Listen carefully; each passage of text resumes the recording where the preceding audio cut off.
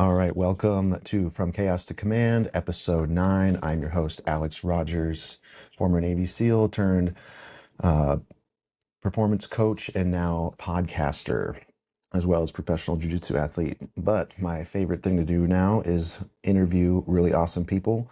And my guest today is a special one. She left Bulgaria at 18 years old with a plan to get a college education in none other than sunny California and ended up building one of the most recognized boutique fitness brands in Orange County.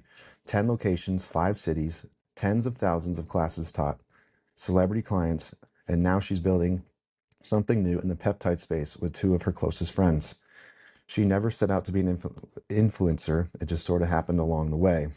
This is a conversation about reinvention, about staying in the wellness game for over 2 decades without burning out, and what that actually takes to keep building when you're a mom of 3 with a business or 2 on the line.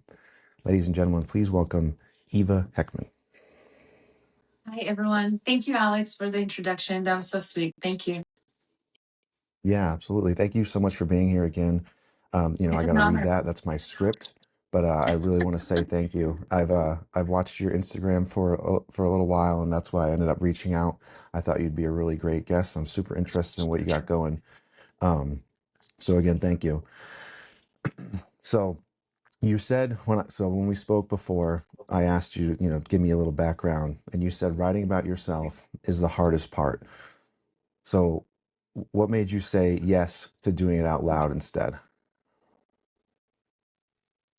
Oh, I thought that maybe we're just going to rush through those questions where I have to talk about myself personally. I don't know. I don't take myself Mhm. very seriously in general. I tend to focus on others. I tend to just kind of have my head down and work. I've done that my entire life. I think it's the Eastern European in me. I don't see myself as anything that important. So writing a paragraph about myself just felt very off and like very bougie and very like pretentious. Yeah, I can understand that. With my, Yeah. my background in the military, I feel the same way. But, you got an incredible story. So it's good to get that out there. So good for you for doing that. Um, so with that, let's give the people a one-line version of who you are before we really get into this. One line version. I just I'm just someone who's just obsessed with wellness. I have been obsessed with wellness my entire life. I think this is the truest statement about me. I have stayed true to it since I was a teenager and w- through my high school sports career and then fitness and college and graduating with a degree in sports medicine and nutrition and then kind of really staying within that fitness and wellness space my entire life. I think this is the truest statement about me that I am just obsessed with wellness. Yeah, and it definitely shows. Um, so yeah, you just mentioned your degree. So what was it like leaving Bulgaria at 18 alone to chase a college education on the other side of the world? It was scary and exciting both at the same time. For those listeners who have visited Eastern Europe, they may know that it's such a turbulent kind of region, and there's always a ton happening there. Not a lot of um, opportunity for advancement or success in career. And I kind of knew that I was going to leave Eastern Europe as a child. I always dreamt about it. I was obsessed with um, just American pop culture, British pop culture, and uh, my heart was always telling me that I want to leave Eastern Europe and start a life elsewhere. Um, Also, I just grew up watching American TV, and Bulgaria was under a communist regime during my entire childhood. Yeah. So living in a communist country is something that I didn't want for the rest of my life. That was really, really harsh. Um, and yeah, just California on TV just always seemed so cool. And I was very, when you're 18, you have the world at the tip of your fingertips, and you're not you don't have that much to lose. You're not scared to do things. I don't know that I would be moving across the Atlantic at any point in my 40s, but when you're 18, just the excitement Yeah. is at a different level. Yeah, I can only imagine. Um, so anything that almost stopped you from making that move? And if so, what pushed you through it? No, nothing stopped me. I I am the type of person who, when I make a decision, I follow through with it. There was no doubt in my mind. I make decisions very easily. Um, I lost my father when I was 16. My mom wasn't doing very well mentally after that. So I think, like, by the time I was 17, my mind was made up. There was no way I was staying in Eastern Europe. There's nothing to hold me back there. And as I said, the life there is so, so hard. Bulgaria, Yeah. specifically, and Greece, if anyone has seen the map of the Balkan Peninsula, um, it is kind of like very central on the Balkan Peninsula. So if anyone wanted to cross from Europe, from Western Europe, and go to Eastern Europe and down into Asia, um, they have to go through Bulgaria. So any kind of crime you could possibly think of, like as far as, human trafficking and gun trafficking and Yeah. drugs, it all goes through Bulgaria and Greece, like the northern parts of Greece. So it wasn't an area that I could ever see myself spending the rest of my life with. Like, my mind was very made. Yeah, I'm sure, and that pushed you to get out of there too, even more so being Yeah. around that sort of stuff. And right. Yeah. And to be honest with you, I wasn't the only one. I will speak for the year of when I graduated, 2003, 2004.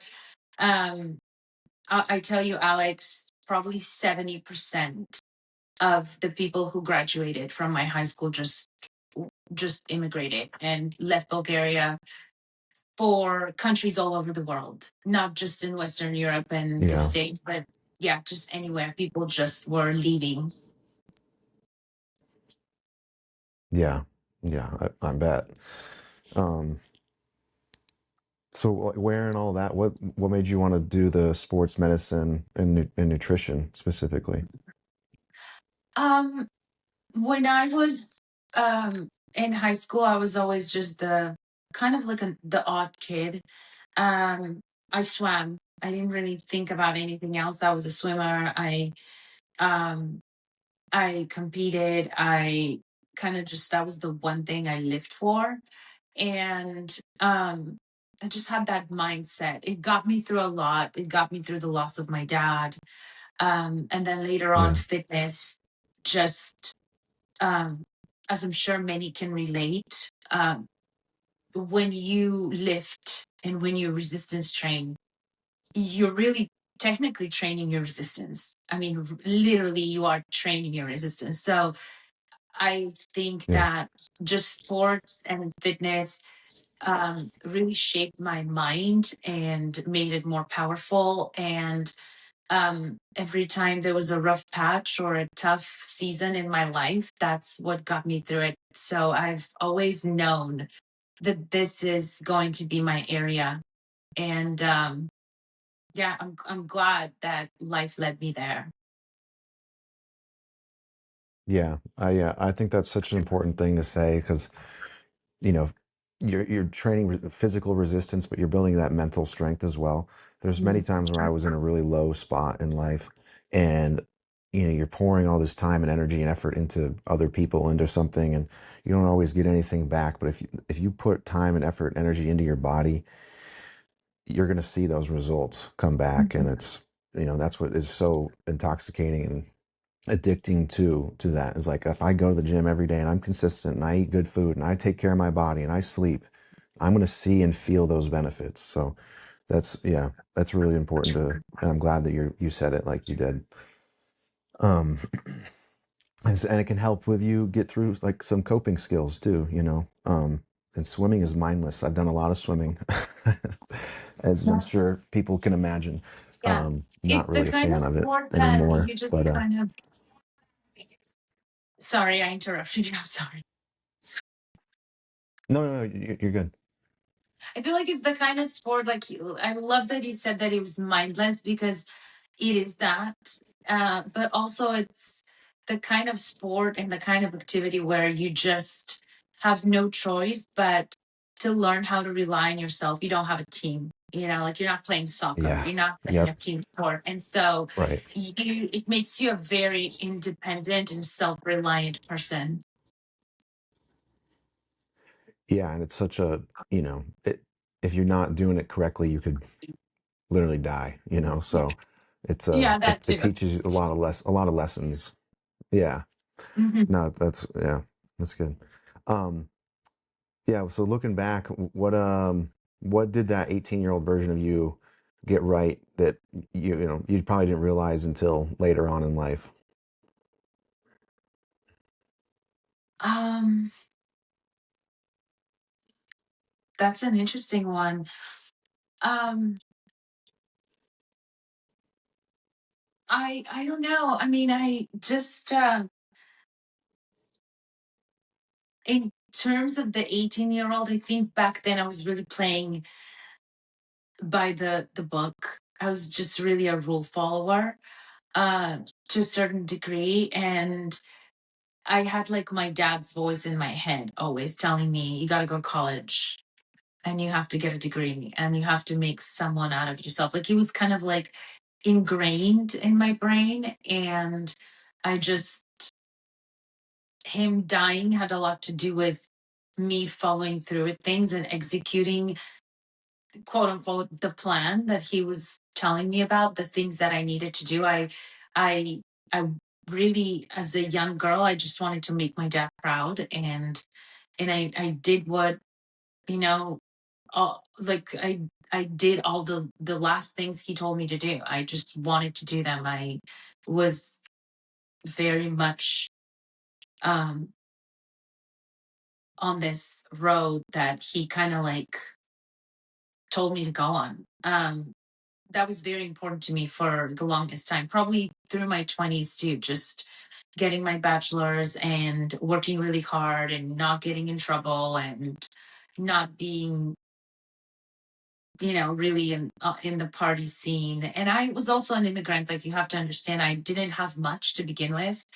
My mom Right. at the time didn't have the resources or the expendable income to be sending me money. I came to the States and I immediately started working, um, because I had to pay for college and I had to pay my rent, and I didn't have a car, and I lived in California and I walked places, which was really tough for at least the first year of me being here. Um, so there wasn't, I think what I got right is the fact that I didn't give up on myself. I knew this experience would be really tough. Um, like I literally valet cars for cash every night, and I worked at a swap meet on Saturday and Sunday just to get me through college. I also worked at this center. It was called the Academic Skills Center, and I tutored American kids in trigonometry and English. Like, I was a tutor. Yeah. So I just put my head down and I just worked. That's all. As an immigrant, I knew that there would be some dues that I have to pay. So for the first several years, I did nothing but study and work. Yeah. Yeah, and I would say and you said it earlier too. You learned just to do the things that you said you were going to do. You followed through. You were consistent, and you kept your Yeah. word to yourself and to your father. So that's important as well. You know. Mhm. So yeah, then we'll transition a little bit here to, you set that foundation for hard work and discipline. Then you worked in some corporate gyms and boutique studios. What did each of those things tell you that the other couldn't? I in the corporate gyms at the time, it seemed like I was always the youngest trainer. Like at the time I was 21, 22, and I met a lot of mentors, right? Like I worked at the old Gold's gyms um and 24-hour fitness, any of those, like really big corporate gyms. And I felt like people just kind of took me in and lifted me up, and the people with more experience there just I just lucked out. They just taught me so much. And I think I learned the basics, right? Like how to train a client, how to be a professional coach, and anything that has to do with professionalism, and just learning the skill, right? Because um as you know, fitness is hard. It's intimidating. Stepping to the weight rack as a female, even back in the day, we're talking early 2000s, there was a lot of intimidation there. You didn't see a lot of women at the squat racks and at the free weight stations. I mean, you did if they were professional competitors and bodybuilders, but the average women, when they walked into a gym and wanted to sign up, they were being led to the area with all the cardio equipment. That was their vehicle of fitness, if you will. and Yeah, um the elliptical. and right, like when whoever the employee at the gyms gave them a tour, they took them immediately to the treadmills and the bikes and the ellipticals and all that stuff. So I truly wanted to learn the skills of like lifting and bodybuilding. And I was fortunate enough that I worked in those places first. I think it's very important to work at a corporate gym. If if if your life goal is, or career goal is, to stay in the fitness space for a long time, then that's something that I think it's a building block.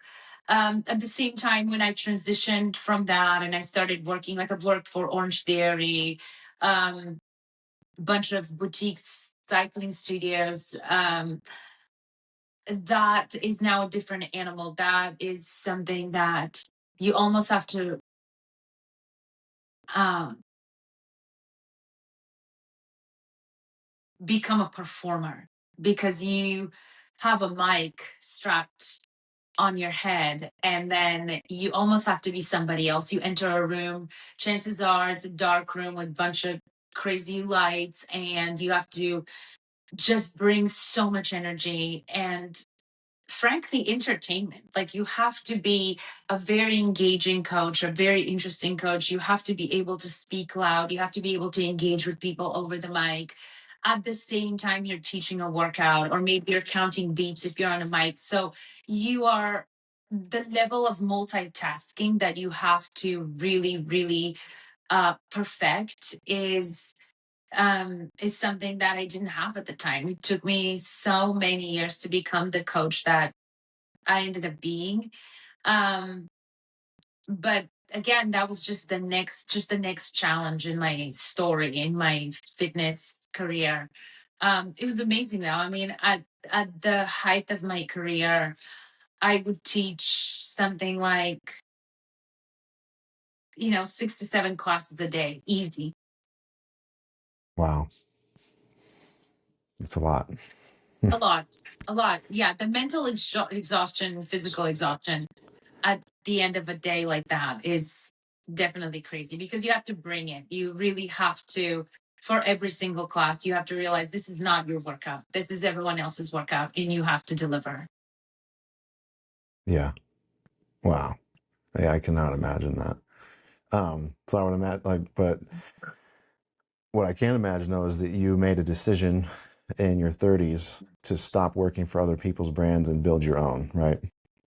Yeah, yeah, I did. It was, to this day, probably the biggest challenge in my career.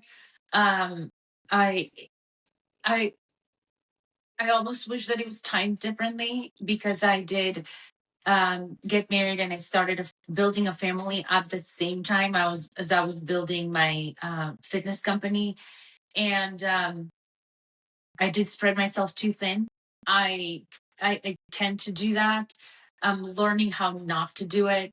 So at one point I Yeah. had, 10 fitness studios in 5 different cities, 3 children, and over 80 employees, and a marriage that was falling apart. So that was um, a lot of fun, especially when I was starting, and I, you know, opened studio number 1 and then built studio number 2 and 3 and 4. And that was a very exciting time, seeing basically like your baby just growing and multiplying, um, and building communities in different cities. That was so, so important and incredible. Um, but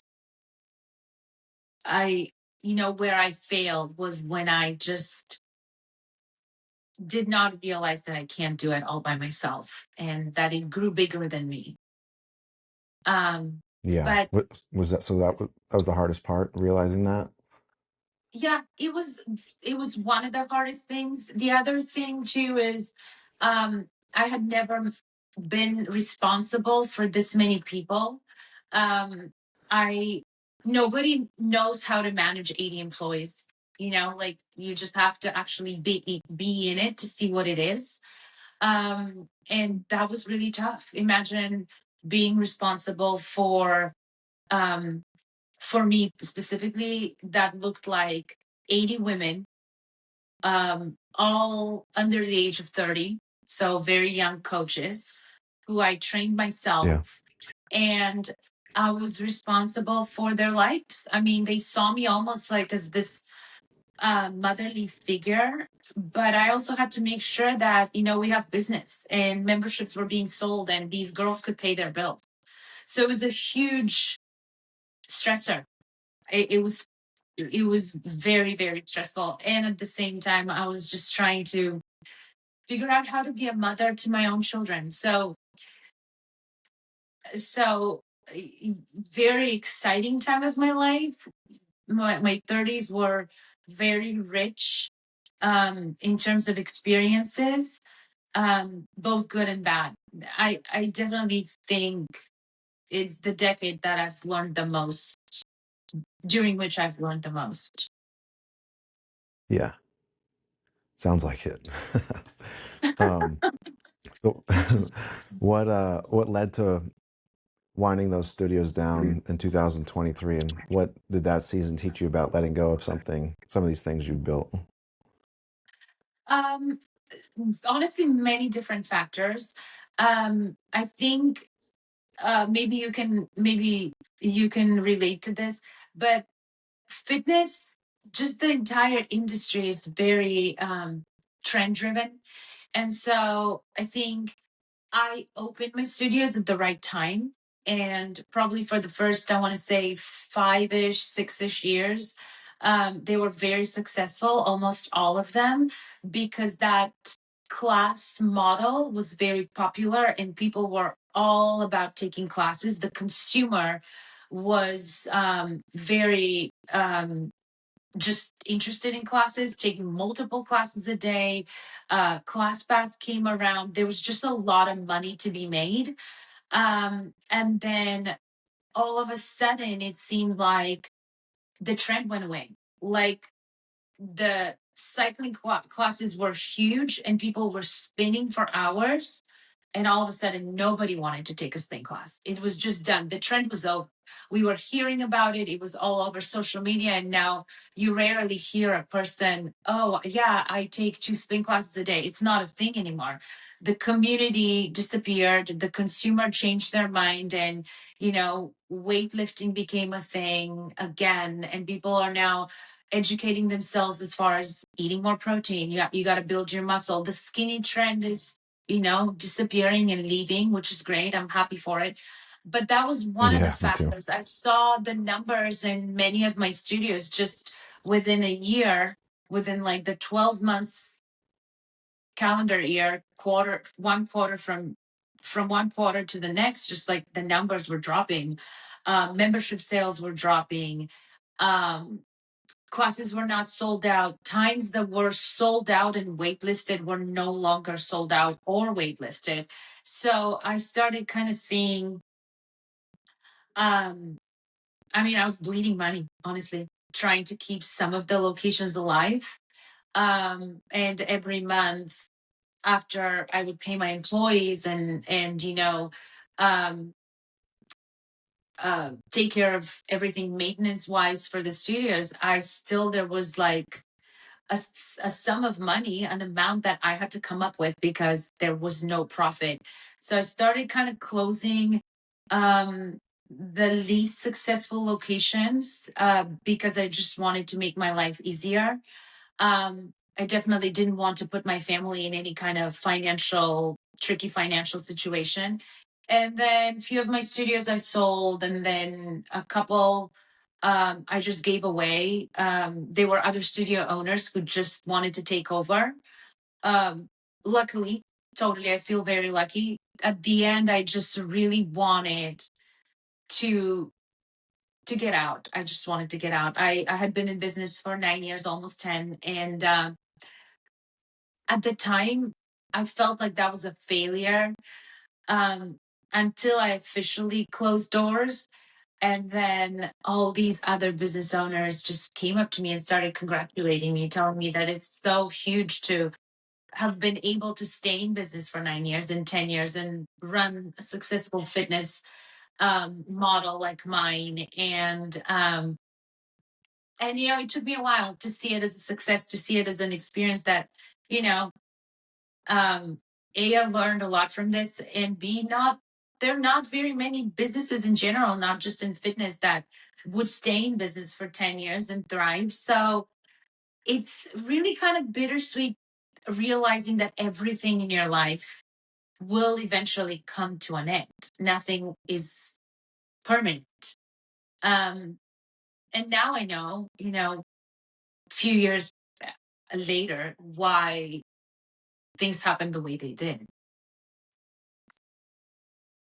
Yeah. Yeah. Like it's like pruning a tree, pruning like a plant, you gotta cut some stuff off so that the good things can grow better. That's what it Right. sounds, and it's hard to cut things off, but that's what you did. You pruned, Mhm. and something that you grew yourself. I'm sure that was painful. Um, It was. but Nobody really talks and it about. worked, but it worked though. It did. It did. It definitely did. Um, it it led me to where I am right now, which is very. It's a good place, but at the time, um, I couldn't really find. I guess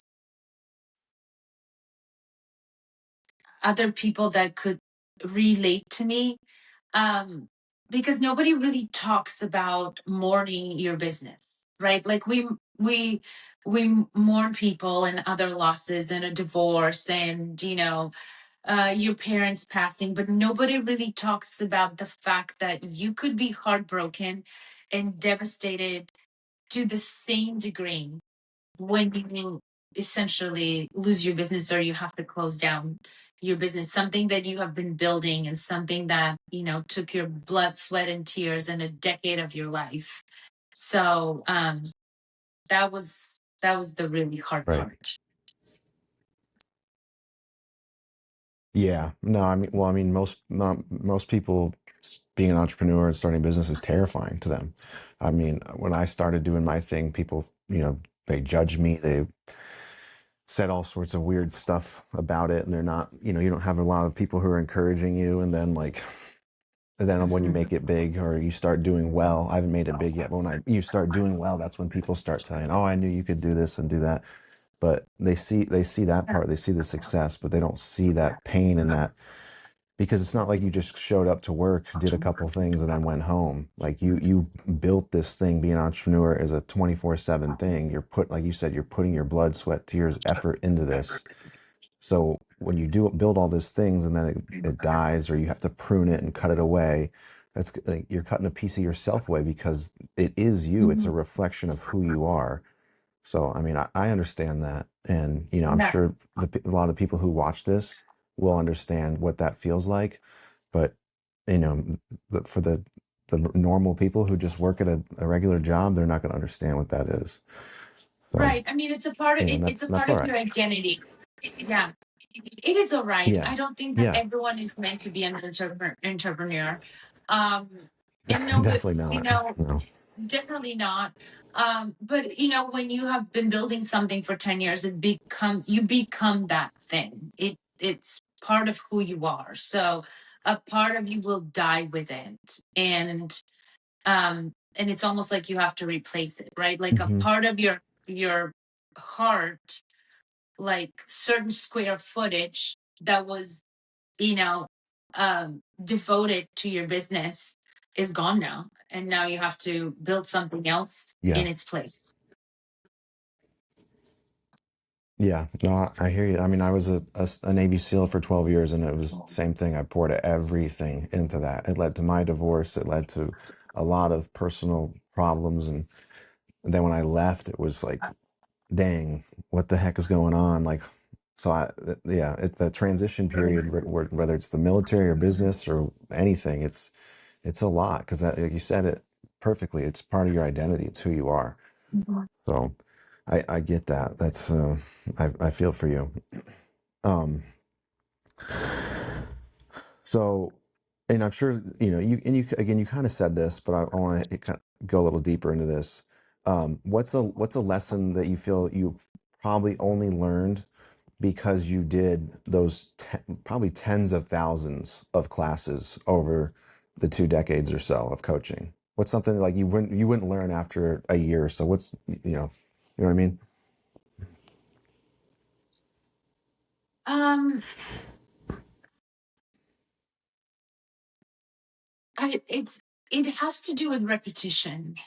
I remember being a young coach, and someone gave me the idea to this was before I had my own studios. Somebody gave me the idea to um, get kettlebell certified. And I went to these courses in LA week after week, month after month. And I was really just trying to get really good. I don't know if you've ever done any kettlebell training, especially doing the Yeah. Russian method of kettlebell training, not the American way, not the American style. The Russians are very meticulous about it, and so my instructor was Russian as well, and I just was getting frustrated. It had been months. I had been working so hard, and um, I was um, at one of the practical lectures, and I was trying to snatch this bell, and he kept correcting me, and I'm snatching it, and he's lowering my weight, um I think he saw the frustration in me, and he said, you will never get good at anything unless you spend at least 10,000 hours doing it. And he even said Yeah. good. He stressed on good, not excellent, not uh, perfect. He literally said good, just good, basically decent. Um, Hmm. and Right. teaching all these classes later on, and I honestly, like, um, I wish I had done the math before I sat down with you, but I mean, if we calculated, even if I was teaching an average of 5 classes per day, 4 to 5 classes a day over the course of 10 years, that is thousands and thousands of classes. So um, I think at the end,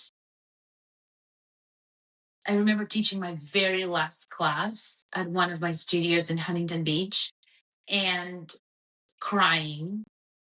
And it was a dark, dark room. And I made it extra dark that night because I thought that I knew that was my last class. I would never put the mic on again. And there's some lights I didn't turn on, and my class was sold out. And I think some of my OGs in that room, they knew this. They were feeling it. This was the last class. They knew it. And I was even walking around and hopping on a bike and walking around, and I saw people crying in the dark, and I was crying too. But I was crying for so many reasons, and one of the reasons and one of the things that I remembered was that Russian instructor Pavel, how he told me that after you do something for 10,000 hours, you'll become good at it. And I knew that I had taught thousands and thousands of classes, and it wasn't uh, it wasn't so much that, oh, I'm so good at this, but as I was crying in that dark room, I knew that I had done what I needed to do. Like, I didn't just open a studio for a year or two and gave up and quit on it. I did it for a decade, almost a decade. I paid my dues. I spent thousands and Yeah. thousands of hours doing the same thing over and over again. So part of me was like, you know what? I did it. I did it. That's Yeah. that's kind of like what I Absolutely. learned, that I wasn't a quitter. Yeah. I persevered. I gave it a long time.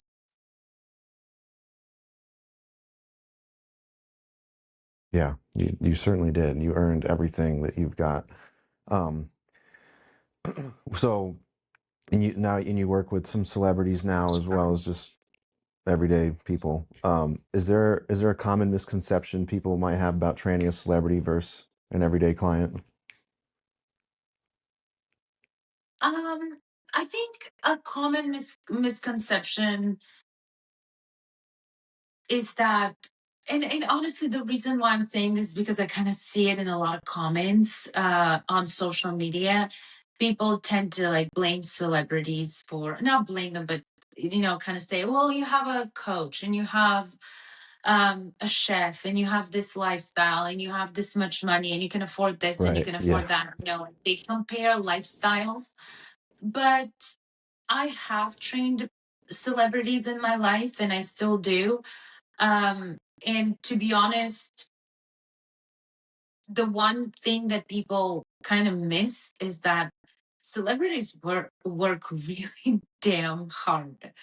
I have never trained a celebrity that didn't give it their all. They are just um almost like on a different level. They just work really, really hard. It's hard for me to take that away from them because I've seen it for so many years, and the devotion, the level of devotion and focus. Um, the Yeah. focus is insane, but especially if someone has to get ready for a role, that focus and that drive is something like extraordinary. Like, you it, it's undescribable almost. Yeah, no, I'm not surprised at all by that. I mean, you're a celebrity for a reason. You're elite Yeah, at something, whether that's a sport or an acting or whatever, like you're at the yeah, very top 1% of whatever it is that you do. So you're gonna, yeah, and when you, like you said, you're getting ready for a role or something, that you're not just going in there to get some movement, break a little sweat, and like hit the numbers on your Aura ring or your Whoop or whatever. Like, you're there for a yeah, purpose that's extremely motivating, um, and people are relying on you. So yeah, I'm not surprised at all. yeah. I can It's definitely really crazy. also Like, I've resonate tried. with that. Yeah, I've tried to explain to people who have asked me before. Like, I used to train um, a, a really famous model, and before, like, the most important like fashion weeks all over the world, like whether it's Milan, Paris, she would almost turn into an athlete. Like, she's a model, right? She is beautiful, Yeah. gorgeous. People would think like, oh, why does she even have to go to the gym and train? She would turn before the biggest fashion shows of the year all over the world. She would train so hard you would think she's an athlete. That's the level of dedication. It's crazy. That's awesome. I love that. What a rewarding position to be in too as her coach. So Yeah, absolutely. um That's the best, yeah. when your people are, even, with my other clients, I post, you may have seen them on my stories. I post huge transformations, people losing, Yeah. hundreds of pounds, and just really changing their lives. So that is the biggest reward as a coach. I've been fortunate to have had many of those happen. Yeah, that's phenomenal. I'm proud of you for that. That's great. Um, when you're designing an individual program, what are some of the things that you're actually looking for in a new client?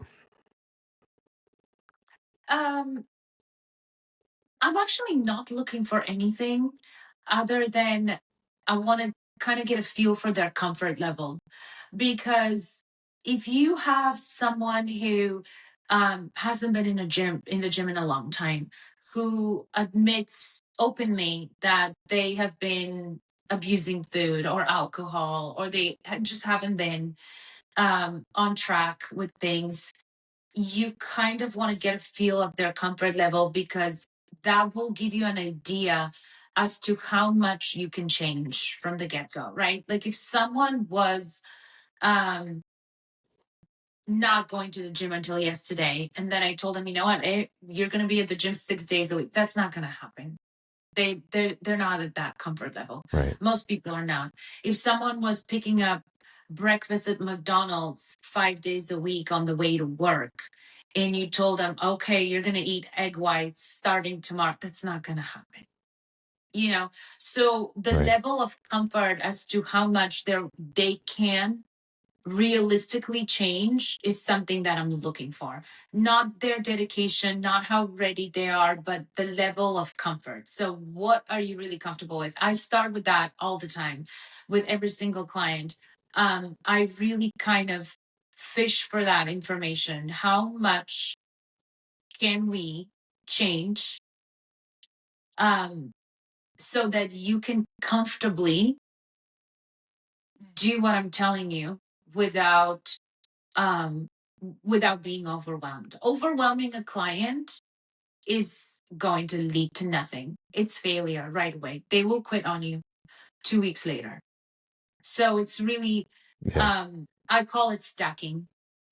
You stack one little habit on top of another little habit until 6 months later, you end up with someone who has changed 50% of their lifestyle. But you can't change it today for tomorrow, and like write a meal plan and design a training program and be like, okay, you were not doing anything until yesterday, and now you're supposed to go to the gym 6 days a week. Never gonna happen. Right. Yeah. Yeah. And that, I think that comes going back to being a professional and all that time you'd spent with people, you learned that you can't just be Mhm. like, all right, here you go, do this. Yeah, So yeah, yeah, that's probably another lesson. Maybe you haven't thought of it, maybe you have, I don't know. But that's what I thought when you hear something like that. You really get to know people, know their limitations, and you just understand how humans and behavior work. So yeah. yeah, well done. You're a true professional. Um, which makes you very busy and hectic. What's a day look like right now for you? Right now, I usually am up like between 5 and 5:30 every day. Um, I normally am reading and having coffee, but well, in a perfect world, I would be in a perfect world, but most of the time, I usually have clients who may be from another country, so I need to go get on the phone with them. Um, and that has to do mostly with peptide therapy.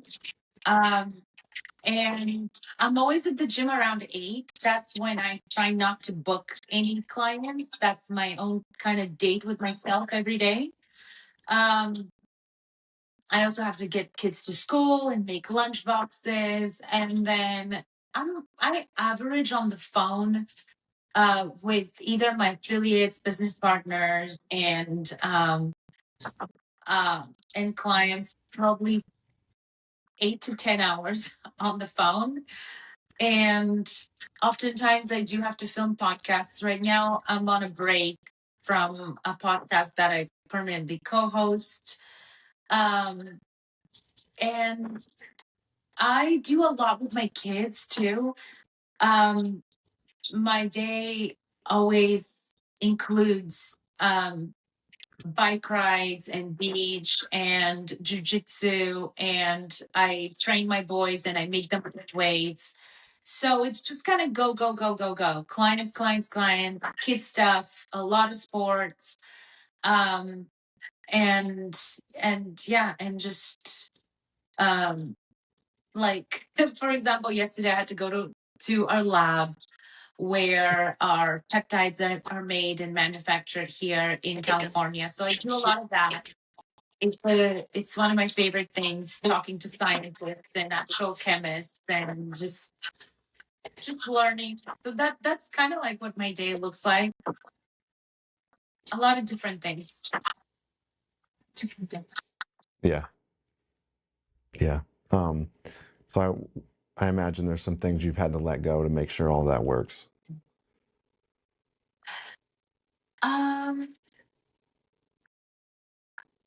Yeah, I mean, just like the four stove burner theory, right? Have you heard about that? Have you ever read about it? So imagine your life is No, a I haven't stove, heard that. right? It's really Yep. interesting. I mean, I'm just, because of what you just asked.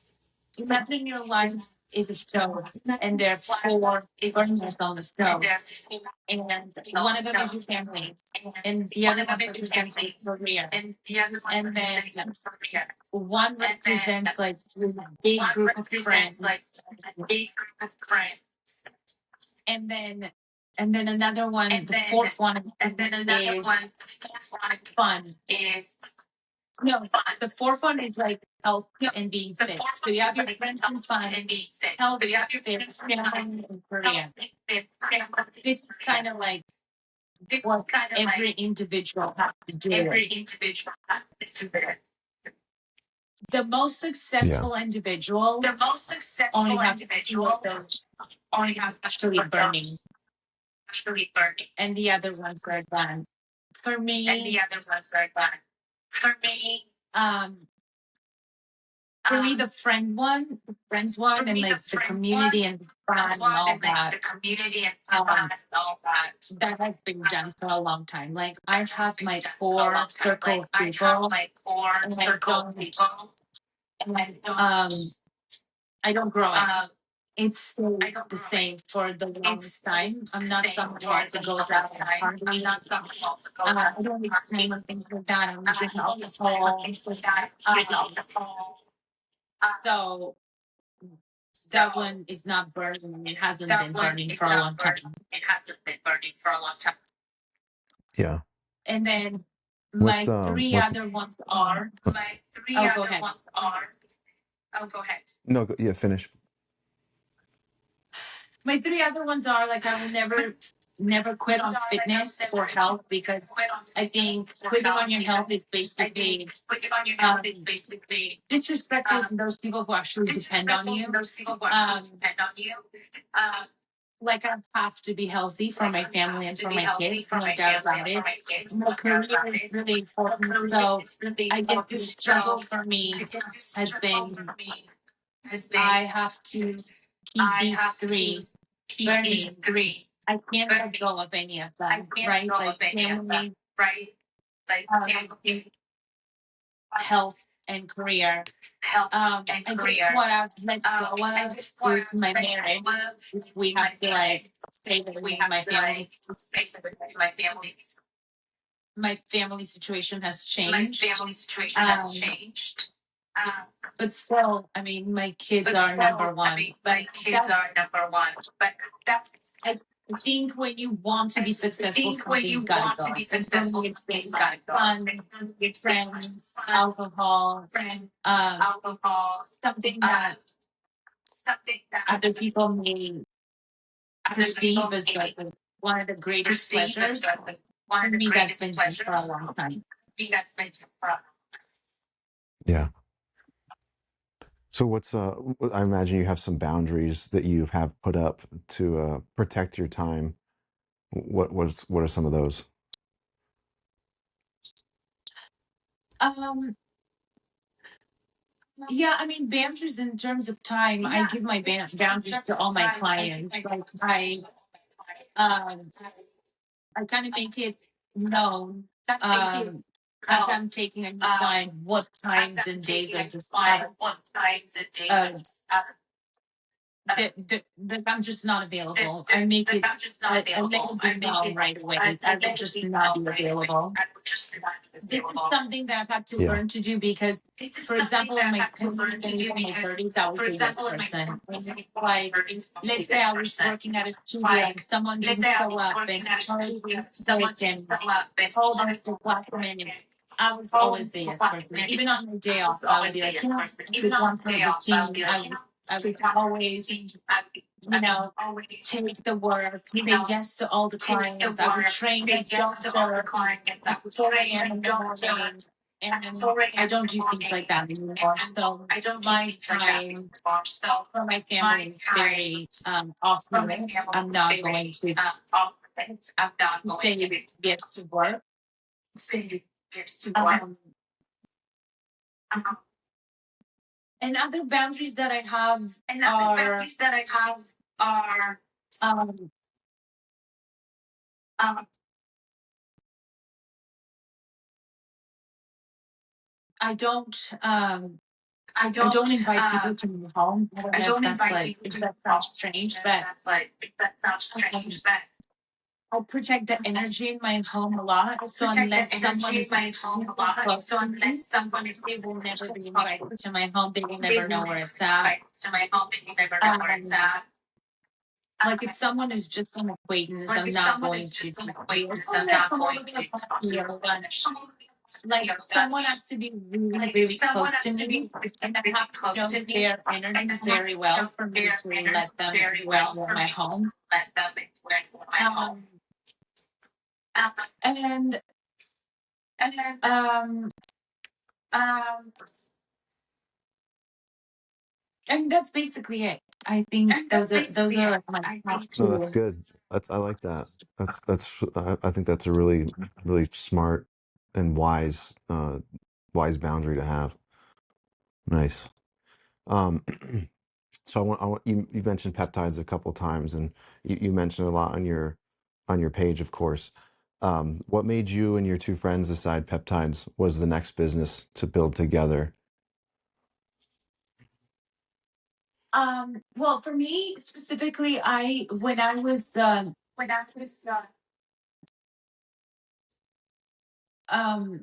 when I gave birth to my daughter, I noticed my first major hormonal fluctuation, and it was really affecting me it in was such a really negative way. affecting me in such a I negative started way. working with my doctor I started immediately working with on my replacing doctor hormones, immediately on and replacing hormones, and I just kind of went on this I deep just kind dive of went and on I this deep wanted to dive feel and myself. I wanted I'm to sure you feel can relate myself. people who are I'm really sure you healthy can in relate general, people who who are are really healthy in taking general, care of who are themselves and are used to taking feeling care like of 100% themselves and are all the used to time. feeling like Don't 100% feel all the time. well. That's all they don't Um, feel well. you just can't stand it. Like you're not the You same just can't person. stand it. Like you're I not the had to same fix person. it. Yeah. And It's like I found and peptides. I discovered I found peptides peptides. I 5 years discovered ago. peptides And 5 years ago. my doctor and I And started working my not just on doctor and I hormone started replacement therapy, not but just we on hormone started like therapy, but we started outsourcing like peptides because I wanted to do outsourcing everything peptides in because my I power wanted to do everything in my to power to feel again the way I was feel feeling prior again the way I to was feeling being a prior mom and to having being children, a mom and and just having optimize my children, and metabolic just health as optimize my as I metabolic could. health as Um, I could. Shortly after, a peptide Shortly company after, seeked a my peptide help, company and they hired me, and they help, wanted me to be their and they hired me, representative and they for wanted the Orange me to County be their area. Kind of fell representative into my for lap. the I Orange wasn't County looking area. for Kind it. of fell into my lap. I wasn't looking for it. But Um, I became good at it fairly but quickly, I and became good at it fairly quickly, I was and advanced in that very quickly. so However, advanced right that as that was quickly. happening, I However, noticed right that as that was happening, that I particular noticed company that was taking a lot of that shortcuts and doing a lot was of taking a lot of things shortcuts not and really doing the a lot way they of were supposed to things be done. not really And it was so, supposed to be done. Silver Thread who And also so, happened to work for the same company, and my spouse also decided happened to to just work jump for the ship and company, and my start spouse decided racing to just jump company ship and and start actually do everything right. So, actually do everything that's right. what we're So, doing. And that's we're what we're very doing. proud with And what we created. we're very proud with the Yeah. Hmm. Nice. So yeah, you're you describe your company as probably one of the most transparent in that space. What does that look like operationally day to day? I know you said you spent a lot of time with the scientists and going deep into that. But what's that like? It's it's uh, it's just making sure that everything is tested. Everything is tested. every single Everything file is is at the every highest single quality.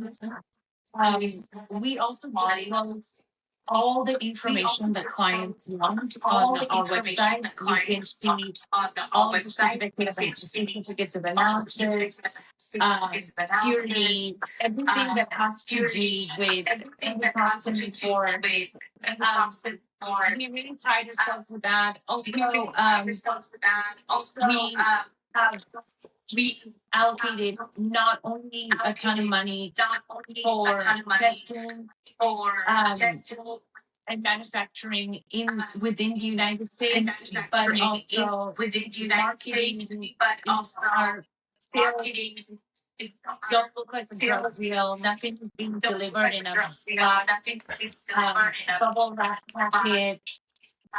bubble wrap packet.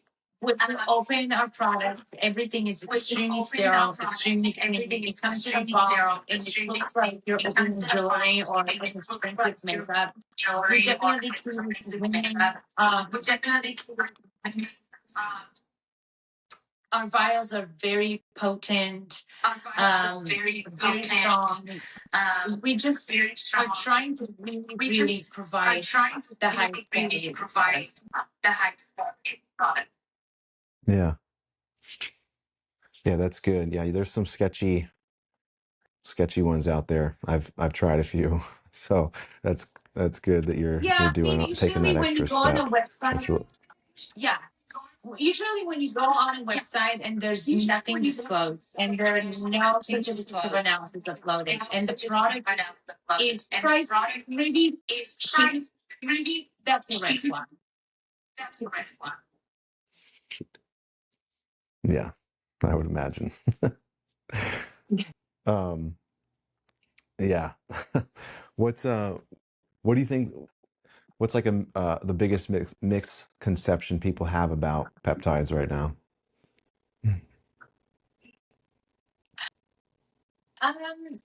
There's a dumb trend on Instagram right now that's happening. People saying that peptides that are coming from China have traces from the COVID vaccine and they're being voted for the vaccine. People I think that's stupid and so ridiculous. So they're saying this is like the Chinese way of like vaccinating those who need that. It's so stupid. It's so stupid. It's so dumb. It's been like the trend for the last few weeks, and it's the dumbest thing I've heard. That's incredible. I Especially actually for haven't me, seen for that. I someone probably like will as now. myself who What did you say? I haven't seen that, but I hope I see it now. That's hilarious. Oh yeah, now it's gonna be on your algorithm.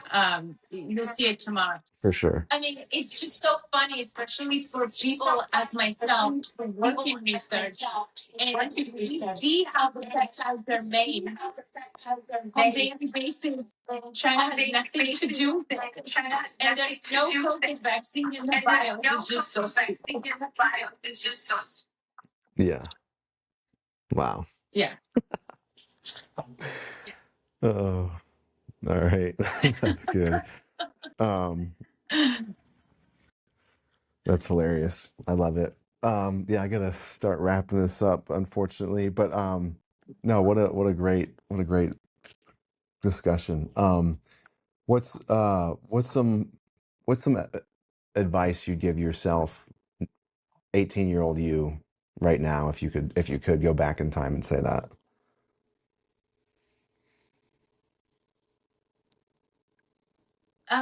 I would tell her not to fear the sharp turns because life will often just like make you take a detour. And at the time as it's happening, it didn't make sense. And you're just like wondering why am I being slowed down? But every turn has a significance and a meaning. And sometimes we're meant to be slowed down so that you arrive at the destination that you are meant to arrive. I just want to tell her that it's all going to make sense. It's going to make sense. Yeah. Yeah. It certainly is. What are some other parting words of wisdom that you'd give a listener out here who's thinking about getting into fitness space, or wants to try a peptide, or wants to start their own business, or is going through just a rough patch in life right now, whether that's a divorce or pruning their own business or habits or something like that?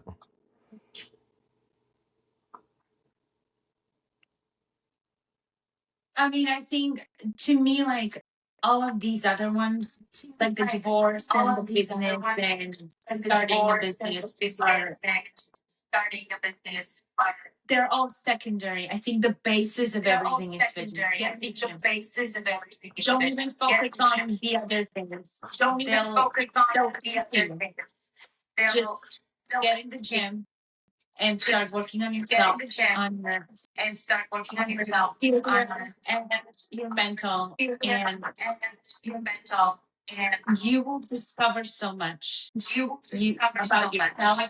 You'll become so much greater. You'll be making decisions much clearer. This is at the basis of everything. Everything else is just going to fall in place. I wish that more and more people realize this. I do too. I feel like there's been a shift, though. I feel like it's coming. More people are starting to get into it. Even you even said, like, women before were just like, oh, go on the bike, go on the elliptical, hit the cardio. Like, I feel like women, especially now, are starting to work out more. I feel like, honestly, women are working out more than men now. I've been all over the country the last couple months, and whether it was outside on a hike in Colorado, or it was, walking in somewhere in California, or I go to a gym, like a fitness gym, the hotel gym at some of the places I've traveled to, most of the people in the gym are women. A guy might come in, do a set of curls, hit the machine, hit a couple cables, and then leave. Where the women are in there looking at their phone, clearly following a program and doing something. And so I think it's switched around. I think women are the ones actually leading the fitness space right now too. And I think that men are getting softer and softer every day. So I think that it's great that women are actually back in the gym and lifting weights and doing that whole thing, not being like, I don't want to get bulky or whatever, like I feel like they used to years ago. Yeah. Yeah, definitely. I see it. I think we're living in a time where there is a huge fitness revolution happening. I love watching it. Yeah. Yeah. Well, good. I hope that you continue to build and grow and inspire people. And I wish you nothing but success. Um, so tell Thank you, us Alex. where, Thank you so I mean, I'll much. have your Instagram. Of course, absolutely. I mean that. Obviously I'm going to have your Instagram and we'll collab on some stuff. But where can people find you outside of that? They can find me on Instagram and Facebook at Iva Heckmann, IVA, Heckmann with a double N, and also our website for all of our research products and peptides is www.holloshq.com. They can also call. We call and email everyone who's at the website. They will get assistance. They can even speak to me or to one of our reps. And